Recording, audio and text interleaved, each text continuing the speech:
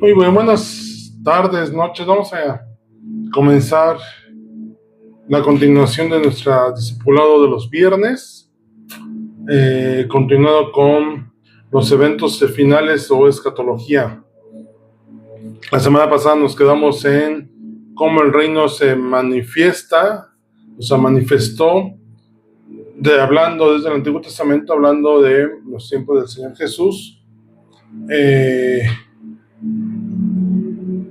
El tema escatológico respecto al reino, bueno, nos quedamos pendientes o continuar con el reino en las epístolas de tanto de Pablo como principalmente de Pablo, ¿no? Aunque también podemos hablar de las epístolas generales. Vamos a orar primero.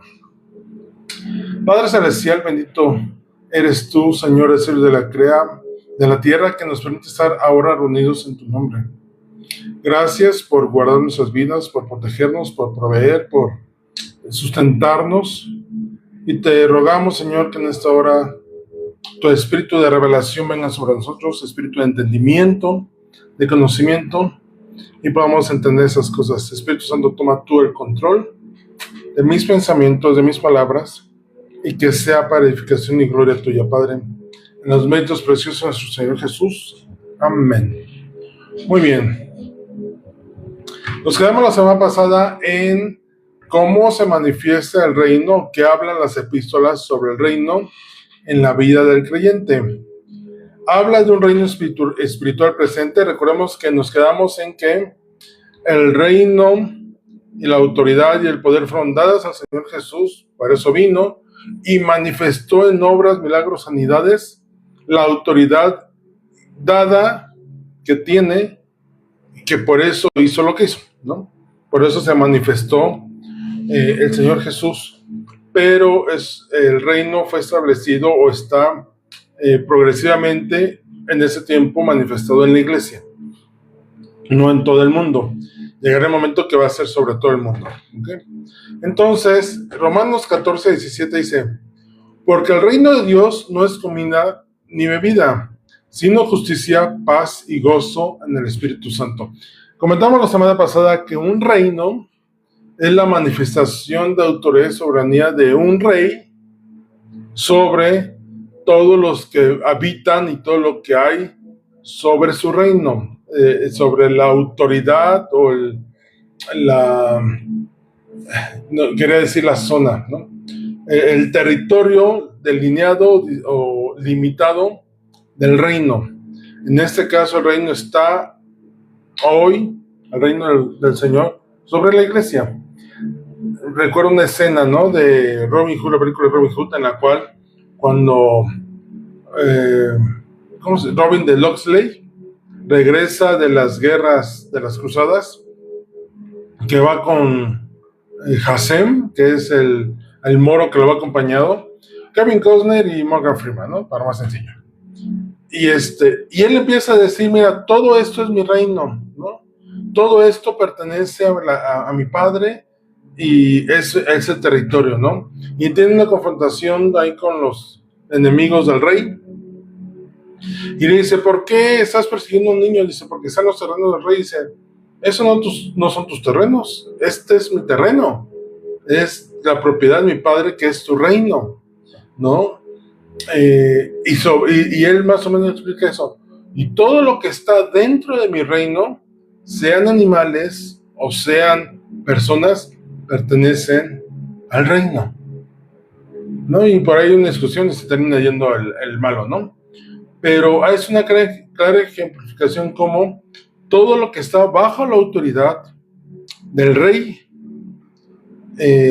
sean cosas vivientes, animales, personas, y las cosas tienen un señor, ¿no? Tienen un régimen por el cual se controla, se rigen, se lleva una vida, etc.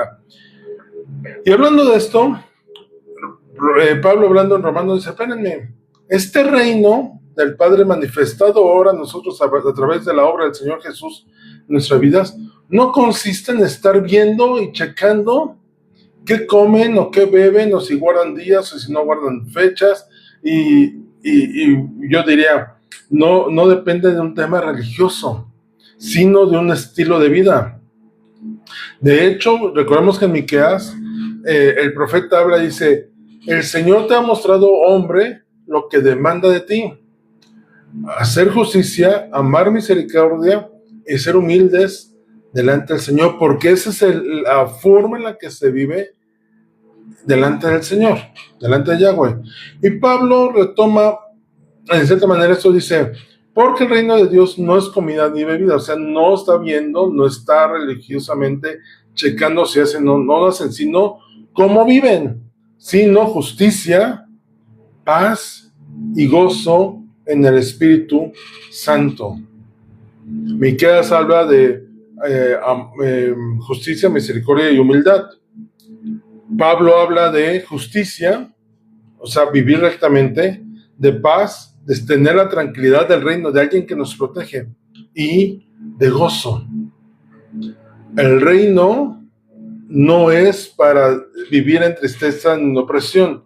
En el mundo podemos tener aflicciones, pero no implica que nosotros tengamos que vivir en esas aflicciones, que ese sea nuestro estilo de vida, sino justicia, paz y gozo. De hecho, es algo latente de la manifestación del reino sobre nosotros, sus hijos, y sobre las personas que son creyentes en él. Y el reino futuro será una heredad plenamente en la eternidad. 1 Corintios 5, 6, 9 y 10 dice, ¿no sabéis que los injustos no heredarán el reino de Dios? Y recordemos que hay una gran diferencia entre justos e injustos. Justos, los que buscan hacer la voluntad del Padre, caminando en sus mandamientos, en sus ordenanzas, en sus estatutos, cumpliendo lo que el Señor quiere de acuerdo a su voluntad, buscando agradarle en todo. Veíamos el miércoles, hablando de la ley de Yahweh, cómo aún sabiendo hacer lo bueno y no lo hacemos, nos es contado por pecado. Y no porque el Señor sea alguien que se goce en castigar, sino hacer lo correcto y lo bueno cuando en nuestras manos está, es tener el carácter del Padre, manifestar el carácter del Padre en nosotros. Si Él manifiesta un reinado así, Él espera que sus súbditos, hablando de reino, se manifiesten como Él es. En la antigua Europa, en todos estos países en los cuales había reinos, España, Francia, Inglaterra, etcétera, sobre todo en la Edad Media, en Francia se daba mucho que hubo reyes buenos y reyes malos. En Inglaterra hubo reyes buenos y reyes malos. Y de acuerdo a cómo era el rey, todo el pueblo tendía a tomar cierta línea de acuerdo a lo que se manifestaba, ¿no? Y por ahí puedes ver películas, ¿no?, que narran esto. Si has visto Corazón Valiente, vemos cómo Escocia está peleando contra el reino de Inglaterra, y el rey Piernas Largas, creo que le decían, era un rey malvado, y su hijo llevaba esa línea. Y por eso Inglaterra quería someter de forma agresiva, salvaje y cruel a los escoceses. Y también creo que es el rey Jorge, el que aparece en la película de El hombre de la máscara de hierro, que al final dice, fue un rey justo que hizo lo bueno cuidando a su pueblo, y de hecho es de los reyes más reconocidos en Francia. El reino tiende a ser de acuerdo a la moral y ética del que reina. Y si en este caso tenemos un Dios, un Señor sentado sobre el trono, que es justo, amoroso, misericordioso, bueno, bondadoso, fiel, leal, etc., Él espera que nosotros nos manifestemos de la misma manera. Entonces, alguien que es injusto simplemente no puede entrar en el reino porque no va a haber cabida para él. Dice, no erréis. Y entonces Pablo empieza con una lista. ni los fornicarios, ni los idólatras, ni los adúlteros, ni los afeminados, ni los que se echan con varones, ni los ladrones, ni los avaros, ni los borrachos, ni los maldicientes, ni los estafadores heredarán el reino de Dios. Y esto heredar es ser participante de ese reino. Y establece actitudes pecaminosas del corazón como estilos de vida. El que es avaro no es que sea una vez avaro, sino en todo lo que él es se manifiesta avaro. El reino de los cielos, el reino de Dios, no tiene cabida para avaros. Aquel que es borracho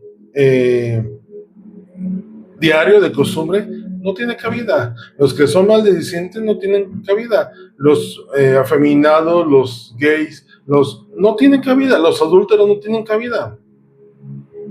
Veía un video sobre el divorcio, y el que exponía decía algo que me parece en parte tiene razón, aunque en otra parte creo que no. Y hablaba sobre el tema del adulterio. Y él decía, es que hay de adúltero a adúlteros. Dice, porque alguien pudiera tropezar una vez y por una ocasión ser adúltero, ¿no? Tener una relación ilícita. Dice, no es lo mismo a que alguien sea así y se arrepienta y busca a aquellos que tienen por conducta continua ser adúlteros, engañar de continuo y transgredir el pacto matrimonial. Y como justificando el de acá, yo decía, no, finalmente el daño que hizo, aunque sea una vez, viene a quebrantar el pacto matrimonial. Entonces, si el Señor, voy a un caso extremo, si el Señor viniera cuando esa persona que sea una vez está en adulterio, ¿qué creen que pase? Que el Señor les revele, su Espíritu Santo les revele. El reino de Apocalipsis, siguiendo sobre el reino, dice que Apocalipsis narra la consumación del reino de Dios, el establecimiento eterno del reino, estableciendo sobre toda la creación. Apocalipsis 11:15 dice, el séptimo ángel tocó la trompeta y hubo grandes voces en el cielo que decían, los reinos del mundo, no habla de un reino, sino los reinos del mundo, los que están en esta tierra, han venido a ser de nuestro Señor y de su Cristo, y Él reinará por los siglos de los siglos. ¿Recuerdas cuando Satanás va y tienta al Señor Jesús, que le dice, mira, todos los reinos del mundo te los doy si postrado me adoras? Y tú dirías, ¿y por qué tiene el reinado del mundo? Y ahí dice, porque ellos me han dado el poder. La autoridad que era del hombre me la dio a mí sobre los reinos. Todos esos reinos vendrán a ser del Señor. Todos reconocerán al Señor, a Jesús como Señor y Salvador, como Rey de Reyes y Señor de Señores. Podrá haber aquí reyes, pero Él es el que está, Él es el Rey de los Reyes. Podrá haber señores, pero Él es el Señor de señores. Podrá haber muchas autoridades, pero sobre esas autoridades hay una autoridad que está por arriba de ellos, como ellos están sobre nosotros, por decir, hablando de un reino terrenal, ¿no? Apocalipsis 19:16 dice, y en su vestidura y en su muslo tiene escrito este nombre, Rey de Reyes y Señor de Señores. El Señor Jesús reina con autoridad absoluta. No hay competencia, no hay quien pueda decir, oye, ¿por qué tú y yo no? No hay. De ninguna manera, decía el comercial, no existe, ¿no? No hay alguien que pueda estar sobre los reyes de este planeta Tierra, sobre los reyes en las potestades, sobre las autoridades, si no es el Señor Jesús. No hay nadie más. Apocalipsis 22:5 dice, no habrá allí más noche, y no tiene necesidad de luz de lámpara ni de luz de sol, porque Dios el Señor los iluminará y reinarán por los siglos de los siglos. Vendrá el establecimiento eterno, permanente, de su reino, de su autoridad sobre toda la creación. De hecho, recordemos que leíamos la semana pasada cómo la creación gime y espera el momento que también ellos sean restaurados de la maldad que entró por el hombre y que ellos sean también incorruptibles, en el sentido que vino corrupción a la creación. Que hablamos que la creación no va de peor a mejor, sino va en una condición de peor. El mundo no se está restaurando, se está erosionando. El mundo no está siendo mejor, está siendo peor. Antes no había enfermedades, ahora hay más enfermedades que en las épocas, en los siglos anteriores. Sí hay avance de tecnología, sí hay ciencia, sí, pero a costa del mundo. El petróleo siempre ha existido, pero el uso indiscriminado del petróleo está destruyendo el planeta Tierra. La capa de ozono está dejando de ser, no vamos a mejor. La creación de continuo va a peor en cuanto a la corrupción que tiene. Y hay varias interpretaciones que le podemos dar al reino. El reino literal futuro, que es el establecimiento del reino sobre todo lo que existe terrenalmente. También se habla de un reino espiritual presente, que es el que está actuando en esta realidad que tenemos como iglesia, en esta tierra, y que va creciendo hasta expandiendo el evangelio.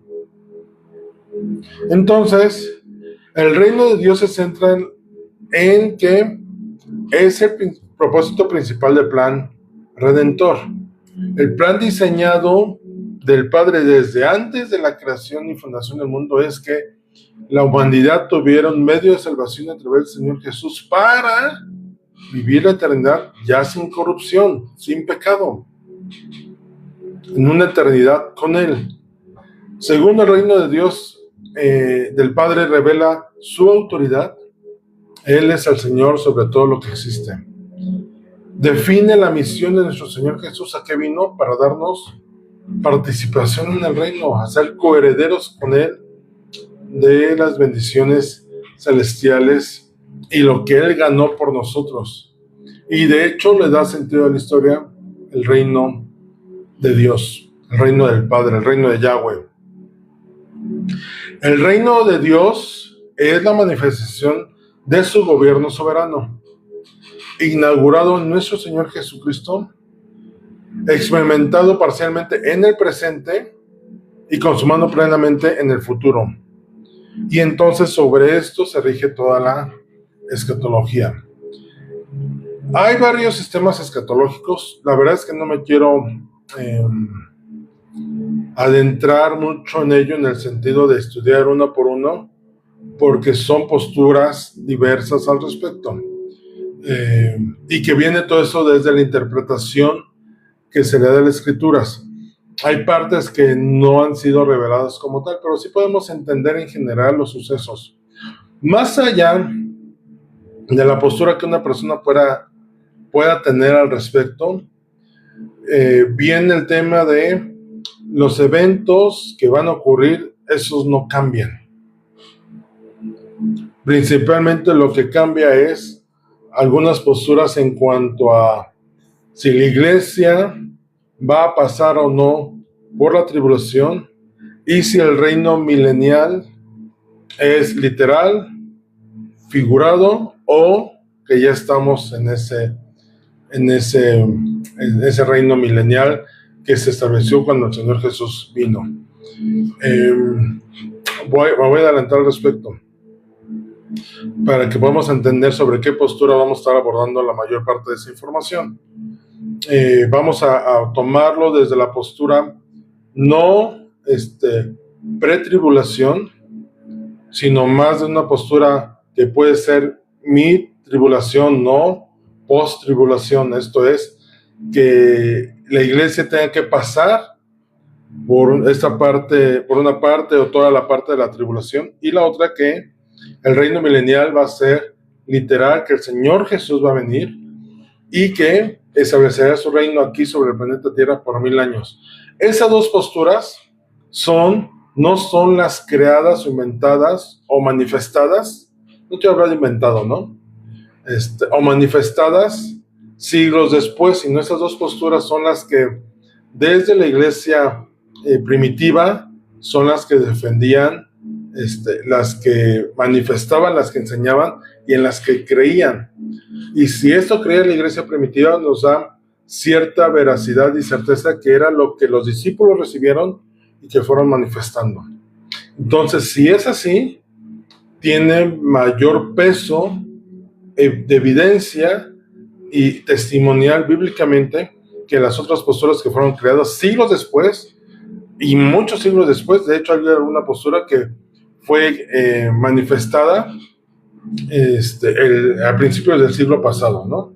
A principios del siglo XIX. Entonces, es ahí donde su veracidad pudiera perder peso y objetividad. ¿Okay? Entonces, la postura que vamos a tomar es de la iglesia pasa por la tribulación, no hay un rapto que nos lleve antes para librarnos de la tribulación, porque bíblicamente no lo establece, viene un tema de interpretación, pero más literalmente manifiesta, de acuerdo a lo que vamos a ver en Tesalonicenses, que la iglesia va a ser arrebatada cuando Jesús venga.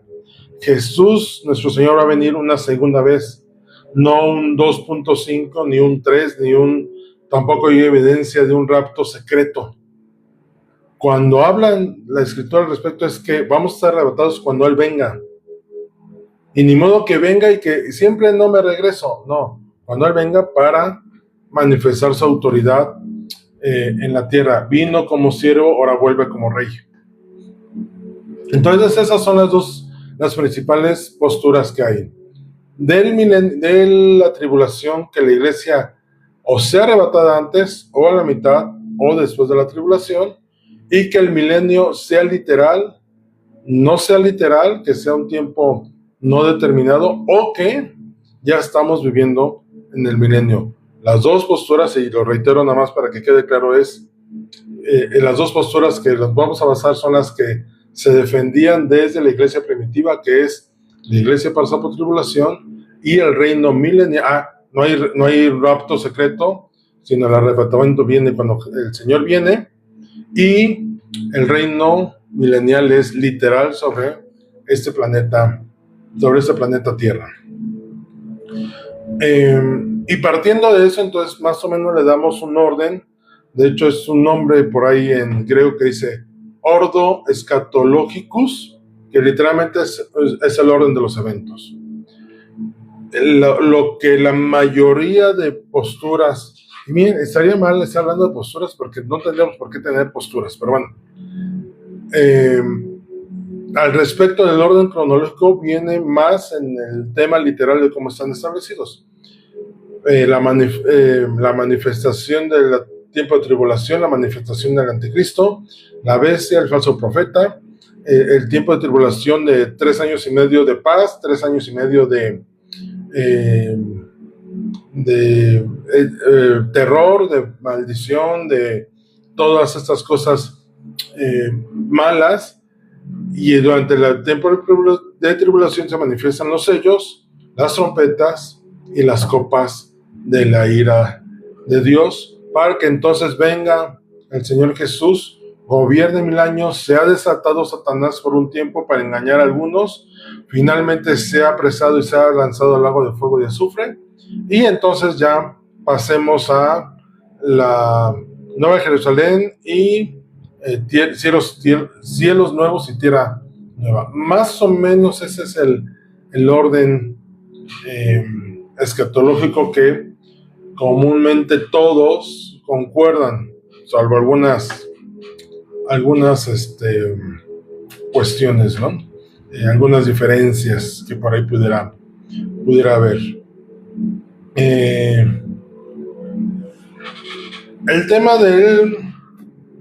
Voy a comentar el tema del arrebatamiento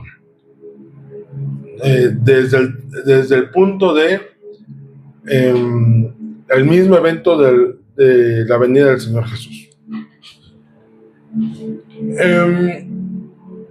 El arrebatamiento es el evento en el cual los creyentes en el Señor Jesús serán transformados y llevados para encontrarse con el Señor. Tanto los que han muerto como los que están vivos en este momento. De hecho, Pablo, en 1 Tesalonicenses 4, 16, 17, dice: porque el Señor mismo, con voz de mando, con voz de arcángel y con trompeta de Dios, y esto de hablando de trompeta de Dios, algunos estudiosos lo referencian que en alguna de las trompetas ocurra esto, ¿no?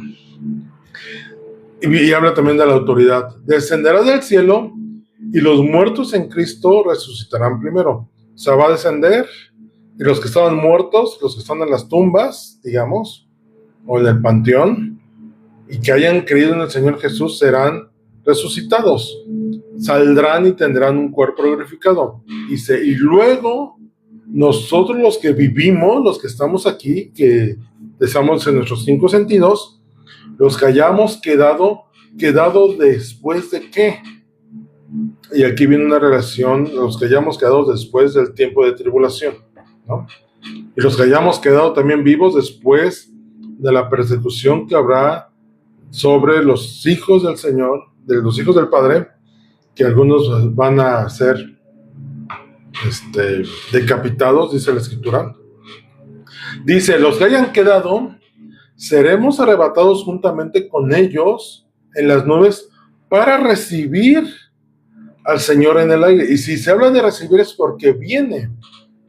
Tú recibes a alguien en tu casa, ¿por qué? ¿Y por qué lo recibes? Porque vino a tu casa. Tuvo una acción de moverse de un lado para venir hacia ti. Dice: y estaremos siempre con el Señor. 1 Corintios 15, 51, 52 dice: he aquí os digo un misterio, no todos dormiremos, pero todos seremos transformados. Y eso dormiremos en la Escritura hace referencia en ocasiones a que no propiamente, o a más bien que el tema de estar muertos, algunas posturas dicen que para que no se escuche tan feo, utilizaban este término de dormir, hablando de un tiempo en el cual, temporal, en el cual de estar no con un cuerpo físico,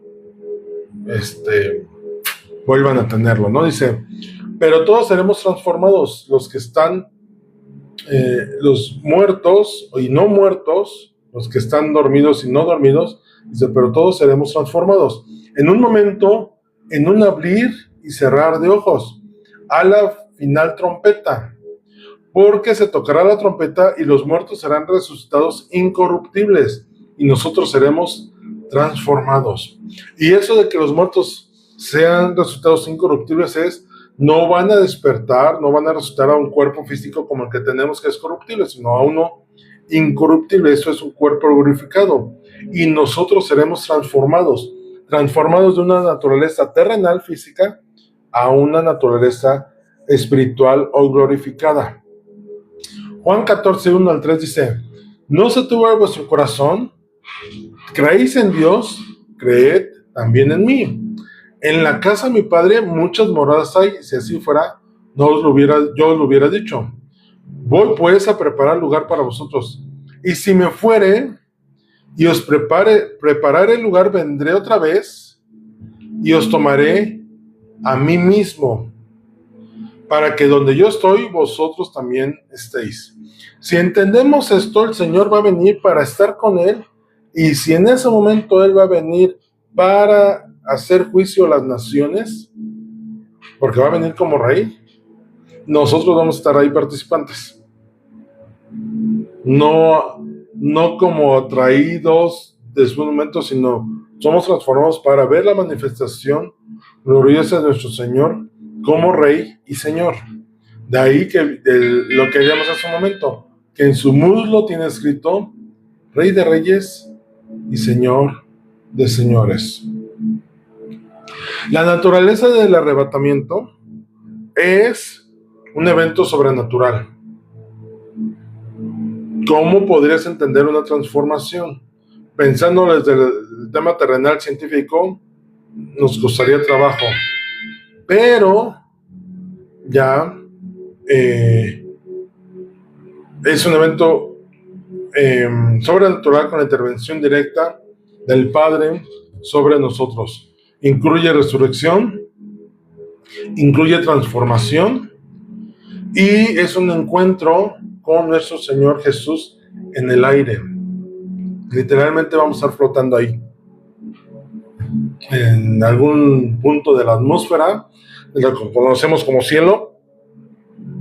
Ahí vamos a encontrarnos con Él. Y dependiendo de la postura, hablamos que la postura que tenemos es cuando el Señor venga, su segunda venida como tal, independientemente de las demás posturas que pudiera haber, ¿no? ¿Cuál es el propósito del arrebatamiento? Reunir a los creyentes con Cristo Jesús, nuestro Mesías. Participamos en la consumación del plan del Padre, del plan del Redentor, y la consumación de la esperanza cristiana. ¿Por qué creemos? ¿En qué creemos? De hecho, creemos en la resurrección porque el Señor Jesús resucitó y habló de eso. Serán transformados y los llevaré donde yo estoy. De hecho, Pablo en algún momento dice, para aquellos, porque empezaba una falsa doctrina de que no había resurrección, y Pablo le dice, bueno, si ustedes empiezan a compartir eso, entonces en vano nuestra fe, porque nuestra fe está fundamentada en la resurrección del Señor Jesús. Si Él resucitó, nosotros también seremos resucitados y transformados con Él. Esto es la esperanza que tenemos, una vida eterna con Él, y no podemos tener vida eterna si no acontece todos los sucesos que conocemos como tiempos escatológicos, eventos escatológicos o el final de los tiempos. El arrebatamiento enfatiza la fidelidad de nuestro Señor, la consumación de la salvación. Tenemos un fin de lo que hemos creído y de lo que podemos padecer, es un fin, tener salvación y la victoria final sobre la muerte. Entendiendo esto, este evento, entonces vamos a pasar a algo que no es muy agradable, ¿no? Pero que tenemos que conocerlo y estar preparados al respecto. La gran tribulación. Esto viene relacionado con la semana 70 que habla Daniel, que Daniel también vio eventos escatológicos. De hecho, él pudo ver lo mismo que Juan, pero digamos desde otra posición, si lo podemos explicar de esa manera. Juan, digamos que lo vio desde la platea. Voy a poner un ejemplo burdo, pero creo que puede ejemplificar muy bien esto. Si tú has ido a un cine, a un auditorio, al Auditorio Nacional, por decirte algo, o a un estadio, no todos los lugares tienen la misma vista, la misma visión del evento. El lugar ideal en el Auditorio Nacional es en medio de frente, pero depende qué en medio y qué enfrente. Puedes estar hacia enfrente pero abajito, o puedes estar enfrente pero hacia atrás, puedes estar a media tribuna. Ajá.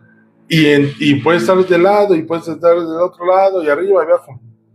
Las visuales son diferentes. Ahora que está de moda el tema del mundial, hubo por ahí una nota de las quejas que habían porque dicen, miren, este lugar hizo un reportaje, este lugar vale X número de millones de pesos, miles de pesos, pero hay un muro y si no puedes ver la mitad de la cancha.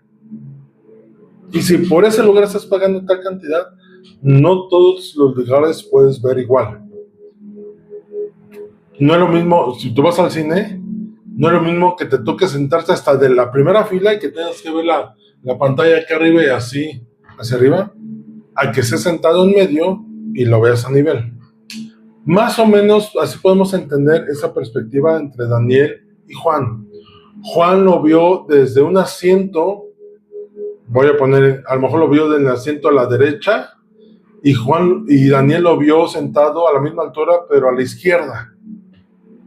Los mismos eventos, diferente visión al respecto y diferente revelación que recibió cada uno, porque los sucesos fueron los mismos, pero la explicación que cada uno recibió al respecto, el contexto que recibió, aunque es lo mismo, en general podríamos entender, ¿no?, que cada uno escribió lo que vio. Pero bueno, la gran tribulación es el periodo de aflicción, juicio y angustia sin precedentes en la historia de la humanidad, caracterizado por la intervención directa de Yahweh, del Padre, en juicio sobre el mundo y la intensificación del mal. Recordemos que la gente le cuesta trabajo entender que Yahweh es un Dios de amor. Él es amor, pero también es un Dios de justicia y recto en sus caminos. Y entonces el mundo busca un pretexto para señalar al Padre, decir, no, que Dios es amor, sí, pero también Él es grande en misericordia, pero también es un Dios celoso y es un Dios justo. El pueblo de Israel, cuando fue llevado a Babilonia en cautividad, fue llevado porque el Señor les dijo, arrepiéntanse, arrepiéntanse, arrepiéntanse, arrepiéntanse.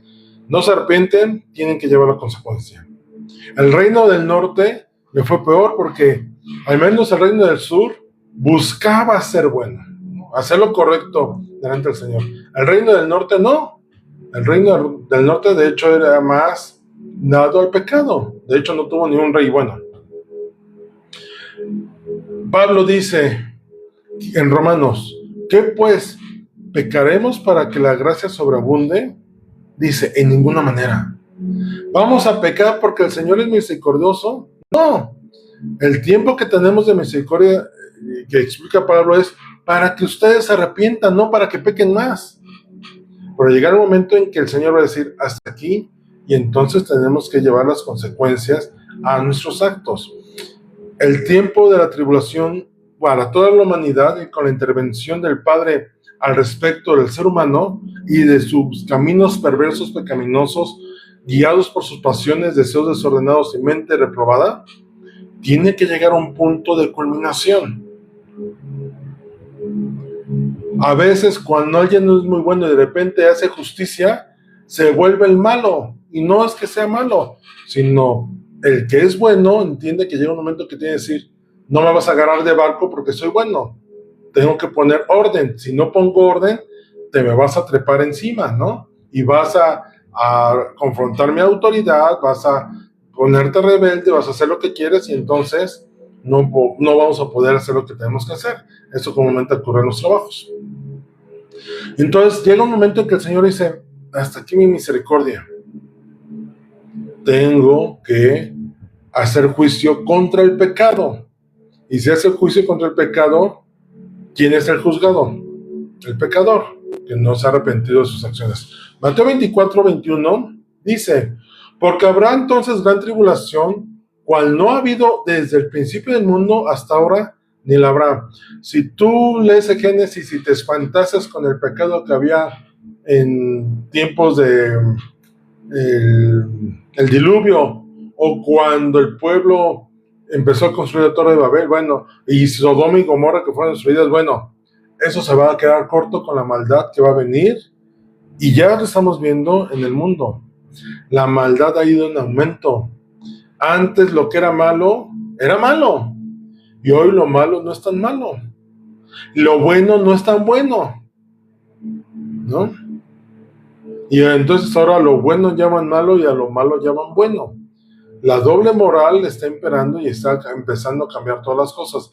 Antes lo que era pecado, ahora bajo el argumento de derechos humanos, se permiten muchas cosas en son de la igualdad y de la justicia social, transgrediendo la ley de Yahweh.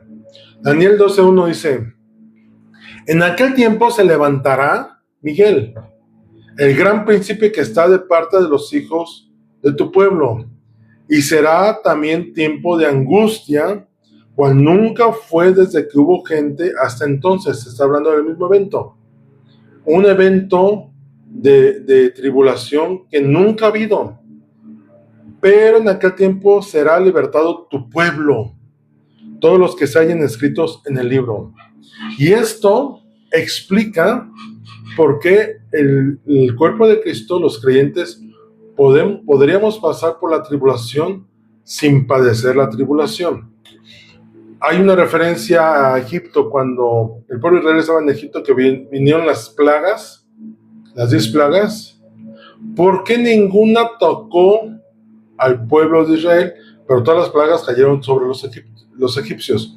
Porque el Señor, Yahweh, personalmente puso una protección específica sobre su pueblo. De ahí que, si pasamos por la gran tribulación, la podremos pasar, pero sin ser tocados. El mundo sufrirá, pero los hijos estaremos guardados por Yahweh.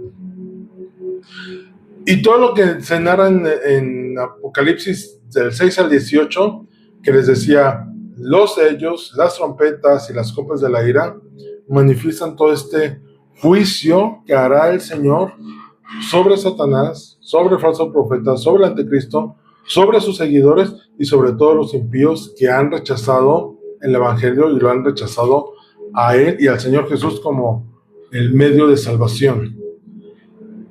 La tribulación presenta varias dimensiones. Número 1, juicio divino. Dios derrama su juicio sobre la humanidad rebelde, no sobre sus hijos justos, sino sobre la humanidad rebelde. Y ahorita leíamos, los que no van a heredar el reino, los avaros, los hipócritas, los borrachos, los que se acuestan con hombres, con todos esos, y un largo etcétera, son sobre los cuales vendrá el juicio divino. Habrá una intensificación del mal.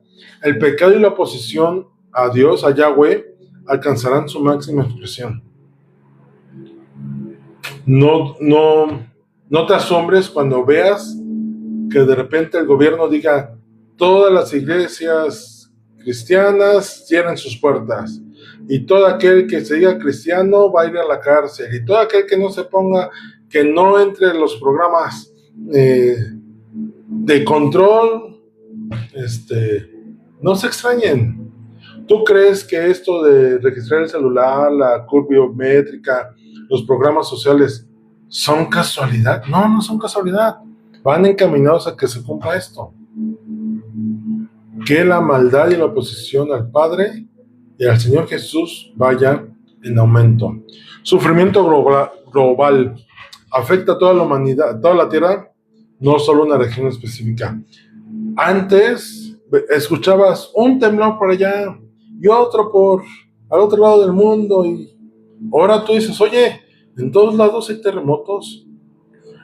Acaba de temblar la semana pasada, creo antepasada, en Mérida, en la península, en donde en teoría no hay placas tectónicas que pudieran chocar o causar ese efecto, como la costa de Acapulco y toda esa, donde se juntan placas tectónicas. En Mérida no, se supone que no, que se supone que era un gran macizo temblor.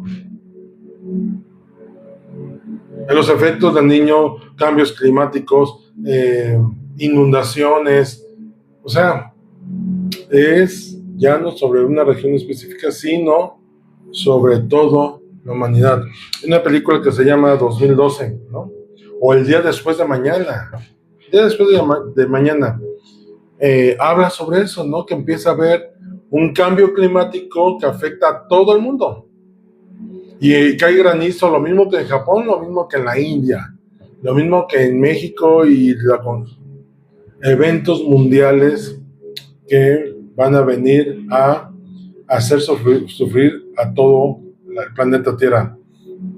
Y algo característico de la intervención sobrenatural en eventos extraordinarios que acompañan este periodo. Veremos cosas que antes no se verían. Cosas sobrenaturales. ¿Qué vas a hacer? ¿Hasta dónde ha llegado la ciencia? Este avance tecnológico con la IA va encaminado a esto. Bueno, ya les hablaba que son 3 periodos de series de juicios: los sellos, las trompetas y las copas. Esos juicios muestran una progresión en intensidad. Los menos malos, si quieres llamarlo así, son los sellos. Los más gravosos, con una manifestación más de juicio, son las copas. Duración de la tribulación. Algunas interpretaciones, o la gran mayoría, habla de 7 años, 3 años y medio buenos y 3 años y medio donde las cosas van a ir de mal en peor. Daniel 9, 24, 27 dice, no es una lectura sencilla, pero bueno, vamos a leerla. 70 semanas están determinadas sobre tu pueblo y sobre tu santa ciudad. Está hablando Daniel de lo que recibió en profecía, para terminar la prevaricación y poner fin al pecado y expiar la iniquidad. Esto está hablando de juicio, para traer la justicia perdurable, el reino eterno, y sellar la visión y la profecía y ungir al santo de los santos. Y esto está hablando del Señor Jesús. Sabe pues y entiende que desde la salida de la orden para restaurar y edificar a Jerusalén hasta el Mesías príncipe habrá 7 semanas y 62 semanas, y se volverá a edificar la plaza y el muro en tiempos angustiosos. Cuando escuches que se vuelve a reconstruir el templo de Jerusalén, sabrás en qué tiempos estamos. Y en tiempos angustiosos. ¿Sabes que hoy que Israel vuelva a reconstruir el templo en el lugar original es un problema geopolítico? Porque esa área está construida, la mezquita del Santo Sepulcro, por los musulmanes. Y entonces, quitarlos de ahí es una guerra, literal. Si ahorita por menos están peleando, ¿no? Y dice, y después de las 62 semanas se quitará la vida al Mesías, mas no por sí, y el pueblo de un príncipe que ha de venir destruirá la ciudad y el santuario, y su fin será con inundación. Eso, los teólogos hablan de precisamente la destrucción del templo en el año 70 por Tito, creo que fue el gobernador romano que destruyó. Y su fin será con inundación, y hasta el fin de la guerra durarán las devastaciones. Y por otra semana confirmará el pacto con muchos, y a la mitad de la semana hará cesar el sacrificio y la ofrenda.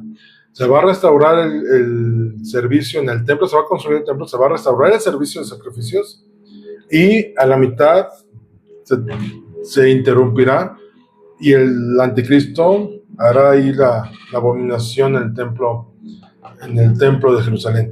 Después, con la muchedumbre de las abominaciones, hará una abominación ahí. Vendrá el desolador hasta que venga la consumación, y lo que está determinado se derrame sobre el desolador. O algunas posturas consideran que este tiempo es simbólico representativo. Yo te diría, el tiempo no importa cuando el suceso va a ocurrir. Hay mucha gente que esto le causa angustia, y es que vamos a pasar por la tribulación, y es que ¿qué pasa si vamos a sufrir? Y ¿qué vamos a hacer? ¿Cómo vamos a vivir? Yo te diría, eso va a pasar. La diferencia va a ser esta: ¿estás preparado o no estás preparado? Y eso lo vengo reiterando hace tiempo, y espero que esté en tu corazón esto. Y con esa intención iniciamos esta serie de doctrinas fundamentales a la cual estamos llegando a su fin. Es con el fin de que estés afirmado, no seas movido, y si hemos de padecer a causa del Evangelio, no neguemos nuestra fe en el Señor. Oseas dice, mi pueblo fue destruido porque le faltó conocimiento, porque no hubo quien les enseñara. Y desgraciadamente hoy en las iglesias se está metiendo una doctrina que no es doctrina, un pensamiento que es, mientras haya manifestaciones espirituales, mientras busques la prosperidad, mientras el Señor te dé, la enseñanza no importa. con que crean lo mínimo básico de kinder es suficiente. Y ¿sabes qué? No es así. Para estar firmes en los tiempos finales tenemos que conocer a plenitud y completamente, no solamente al Padre. Tienes que conocer la obra del Hijo, tienes que conocer lo que hace el Espíritu Santo, tienes que conocer el tema de la iglesia, tienes que conocer por qué la Escritura es importante, tienes que saber por qué la salvación y por qué el pecado entró y por qué la salvación se tuvo que manifestar. Todo lo que hemos estado viendo en esas doctrinas fundamentales. ¿Para qué? Para no ser engañados. De forma que si alguien viene a hablarte bonito, porque algunos, aún los escogidos, serán engañados cuando digan: hey, mira, ese es el Mesías. Y con la dura escritura tienes que saber identificar que el Mesías, el anticristo se va a hacer pasar por el Mesías. Se va a vestir de ángel de luz y va a engañar a muchos, presentándose como el salvador de este planeta Tierra. No va a ser un salvador, no va a ser un presidente, tenemos que estar atentos. El Señor Jesús va a venir visto y va a ser visto en las nubes y lo primero que va a hacer va a aplicar justicia. Tenemos que estar firmes en la fe. Tenemos que estar afirmados en ella. Y la afirmación va a venir no solamente por enseñanza, sino en una relación personal que tengas con Él. No sé por qué me detuve en esto, pero es algo que desde hace tiempo traigo en mi corazón. Llegará el momento en que nuestra fe va a ser probada y literalmente nuestra vida va a estar de por medio. Y al estar nuestra vida de por medio, literalmente es la vida eterna o la condenación eterna. Vamos a dejar hasta aquí hoy. No quiero pasar al siguiente para que no quede a la mitad. Pero entendamos esto. Los tiempos finales van a ocurrir. A lo mejor, quizá ocurran en el orden, no en el orden que pensamos. A lo mejor ocurren de esa manera. Vamos a irnos a las dos posturas que desde la iglesia primitiva les decía son las que imperan. Que el rapto y la venida es un mismo evento, que la iglesia va a pasar por tribulación y va a ser guardada, obviamente, y que el reino milenial es literal sobre ese planeta Tierra, con el Señor Jesús reinando sobre todas las naciones. Sobre esa postura vamos a estar estudiando escatología en ese tiempo, pero esos eventos no van a cambiar. Lo que sí puede cambiar es tu determinación y tu fe, si está firme o no, ante tales acontecimientos. ¿Qué vas a hacer cuando los gobiernos empiezan a presionar a los creyentes, quitándote privilegios, teniéndote acorralado, evitando que te alimentes, quitándote la provisión y el alimento? ¿Qué vas a hacer? ¿Vas a seguir creyendo en Yahweh y en la obra redentora del Mesías, de Jesús? ¿O por conveniencia, por salvar la vida terrenal, y llegues a decir: no era tan segura mi fe? Porque entonces llegará el tiempo que, como dice la parábola, apartados de mí, no os conozco, échenlo al lago de fuego y de azufre, al sufrimiento eterno. Eso lo dice el Señor Jesús. Y no es para espantarte, o a lo mejor sí, a lo mejor debemos tener conciencia de eso. Si no estamos firmes, ese es el futuro que tenemos. Moisés le dijo al pueblo: aquí está la bendición, aquí está la maldición. Si obedeces y no obedeces, si permaneces o no permaneces. Dice Moisés: yo espero que en el sentido común escojas el bien, que te da vida. Josué, cuando se despide, dice al pueblo: miren, yo no sé si ustedes quieran seguir al Señor Jesús o no quieran seguirlo. Digo, a la ley de Yahweh del Antiguo Testamento. Dice: yo no sé qué quieran ustedes decidir, pero yo he tomado una determinación con mi casa. Yo y mi casa vamos a servir, vamos a seguir, vamos a permanecer firmes con el Señor, pase lo que pase, cueste lo que cueste, le guste a quien le guste o a quien no le guste. Más o menos ese es el contexto que da Josué. Yo no sé qué van a hacer ustedes, yo sí sé lo que voy a hacer yo y mi casa. Y en esos tiempos tenemos que tomar una postura muy semejante. Yo no sé lo que el mundo va a hacer, yo no sé por dónde pueden atacar, pero yo quiero permanecer firme en el Señor. Y esta inversión que hemos hecho en estas semanas, y si no has escuchado todo, yo te invito a que te vayas a verlo y te afirmes en la palabra, en la escritura, en el conocimiento del Padre y una relación personal con el Señor Jesús, porque llegarán los tiempos difíciles y nuestra fe va a ser probada, y de ti, de tu voluntad, está la vida eterna o la condenación eterna, porque en la libertad que tenemos de escoger, el Señor espera que voluntariamente lo escojamos.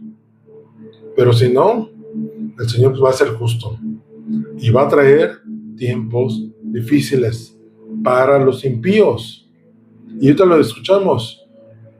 Hay gente, los impíos no heredarán, no entrarán al reino de Dios.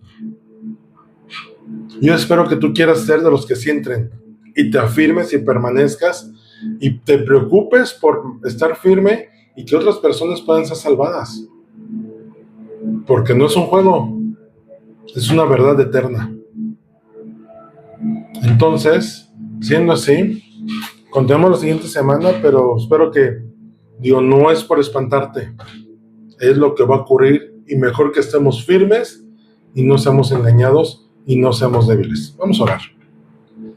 Bendito Dios y Padre Celestial, damos gracias por tu palabra, por tu revelación, por darnos a conocer lo que ha de venir en tiempos futuros y tiempos que no están muy lejanos.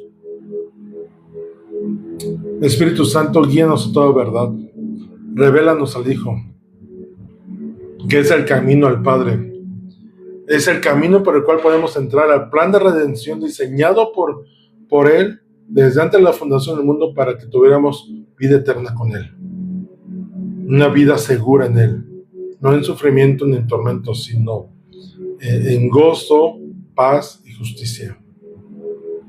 Señor, yo te ruego por tu Espíritu Santo que toque los corazones, que haya un avivamiento en ellos, que haya un despertar en ellos, que haya una sacudida en la comunidad en la que como seres humanos podemos estar viviendo y estemos bien contigo, esforzados y valientes, firmes y permanentes en ti, asentados nuestros pies sobre la roca que eres tú, para que cuando vengan esos tiempos difíciles, esos tiempos de angustia, esos tiempos de tribulación, no seamos engañados, no seamos conmovidos, no seamos ganados o perdidos al respecto, sino, Señor, podamos permanecer contigo.